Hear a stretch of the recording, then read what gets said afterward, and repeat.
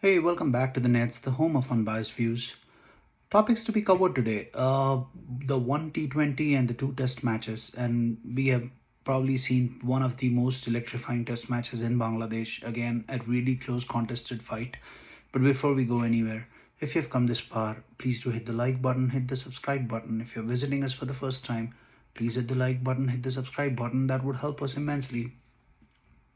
So jumping on, let's start with the T20. 1-1 in the series. South Africa, Pakistan at Lahore. Was expected the ball will turn a little bit, but put into bat, South Africa was trying to force the issue right from the get-go. I think they were targeting a 180, 190 score line as soon as they had started and kept losing wickets at regular intervals. Miller stood out and Miller showed how to bat on this track. He stayed there to begin with, was running out of partners, and then he started throwing his bat out, and it was an amazing innings of 85. Managed to score 85 of 43 odd balls and took a respectable 164. Respectable in the sense that because the pitch was breaking and because the pitch was spinning so much, I think South Africa had three spinners, probably Tabraiz Shamsi being the best of the lot, and much was dependent on how he bowled. He did not disappoint for 24 in his quota of 4 overs. So run a ball and 4 wickets is definitely an amazing return. But that being said, there was no one else who could actually support him, and they saw a close contested game again. Hassan Ali, being the X factor, comes in and whacks 20 odd runs in the last 2 overs and takes Pakistan to the finish line. Babar Azam got some runs as well, 44 today, and he played pretty well. It looked like the Babar Azam the past was about time. A player of his quality cannot be quiet for a while, but the standout player has to be Rizwan. He's proven himself in Test matches and one days over the last few years, um, last few series, and now with the T20s. Him being promoted up the order, and he has probably knocked out the likes of Imam and Fakar from this team. But brilliant batting, and he was rightfully the man of the series. So that ends the South Africa versus Pakistan series, two Test matches and three T20s. From there, let's move on to Bangladesh, where it was an amazing series, which was amazing Test match rather, which was moving or changing hands every session that was being played. West Indies had an amazing first innings lead, but then they got bundled out for 117 in the second inning, and then put in a chasing score of 231 on a dying wicket on day four, dying wicket of Bangladesh.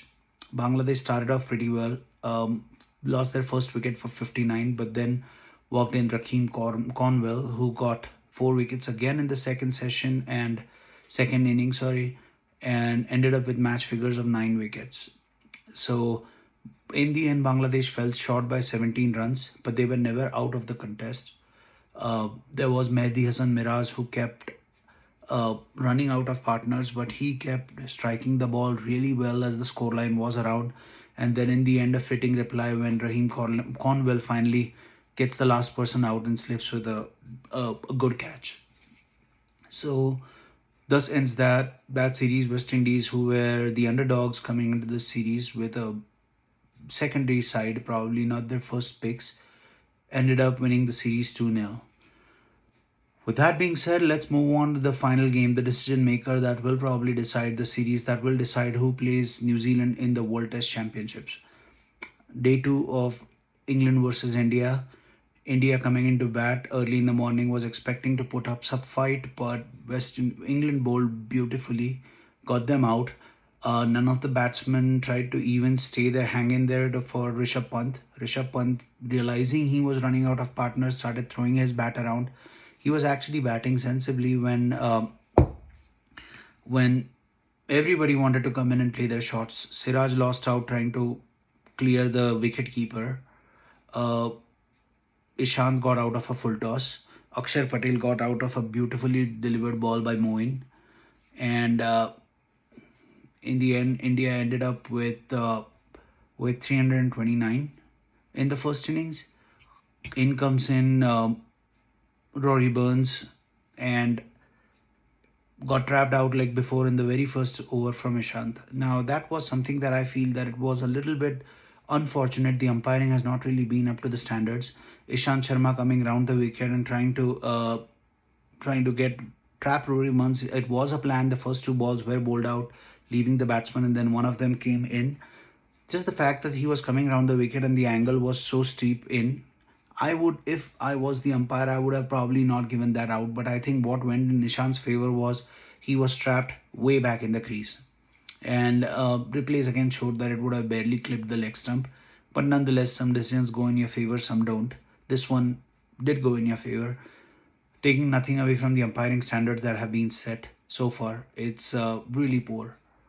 But after that, it was the Ravichandran Ashwin show again, 5 wickets, and the first innings did not really let anybody settle in. Patel bowled beautifully as well, and it was pretty much a track that was tailor made for Akshar Patel. He kept in and darting his left arm spinners in the on the off stump, and one of them would move, one of them would bounce, one of them would just stay straight.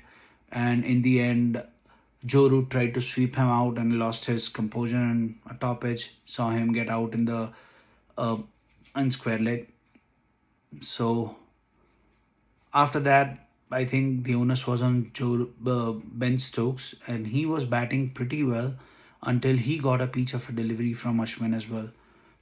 Bit of drift, bit of movement, drops in and takes a sharp turn, and it was beautifully bowled. One of the best balls we have seen in the series so far. But that being said, England was bundled out for 136. After that, India comes into bat again, and much is being said about the pitch. Tweets coming in from Michael Vaughan as to this is probably one of the worst tracks he has seen, and how this is not a fit track for playing test matches. But one of the things that I would like to remind Michael Vaughan is there was a test match that happened in West Indies at Headingley in, I think, 2000, when the test match ended in 2 days. It was against West Indies. West Indies scored 172. England replied back with 272, and West Indies was then bundled out for 61. I think Michael Atherton was a part of that team. I'm sorry, Michael Vaughan was a part of that team, and I don't think anything was said back then. So it's pretty unfair to say that a track, just because it doesn't really suit their style of play, is unfit for a test match. But anywho, that being said, India is back in again, and they are 54 for no loss, and it seems like there are absolutely no demons in the pitch now that India is batting. Also shows a little bit that the Indian spinners are a little bit superior than what we have seen from the English spinners so far. And special mention of Ashwin, definitely. 23rd 5 wicket haul is no mean feat. Yesterday he surpassed quite a few records. He went past Harbhajan Singh had 22 5 wicket hauls, and now Ashwin has 23. He also got 200. He's the highest wicket taker, 200 left-handed wicket taker dismissals. So that is also an achievement in international cricket. And he is 2 behind Anil Kumble, and I think Shane Warne is at 35 or 43. Sorry, Shane Warne is at 43. So I'm hoping, I'll keep my fingers crossed that Ashwin manages to cross those as well. Seems like Rohit Sharma was way too defensive in the last 30-35 minutes in this test match, trying to overdo things, and that's not the Rohit Sharma that we know of. He likes coming in and playing his shots, and I think the game strategy tomorrow would be to play at least 2 sessions, try to accelerate. If it was me, I would rather have Pujara hold one end up and everybody else plays around them. And even if we add another 100, 150, I think it should be a decent target for England in the fourth and the fifth day. So that was all I have for today. So if you have come this far, please do hit the like button, hit the subscribe button. If you're visiting me for the first time, hit the like button, hit the subscribe button, give me a shout out if you can. It will help me a lot. And I will be back again tomorrow, same time. Have a good rest of the day wherever you guys are. Stay healthy, stay safe. Thank you.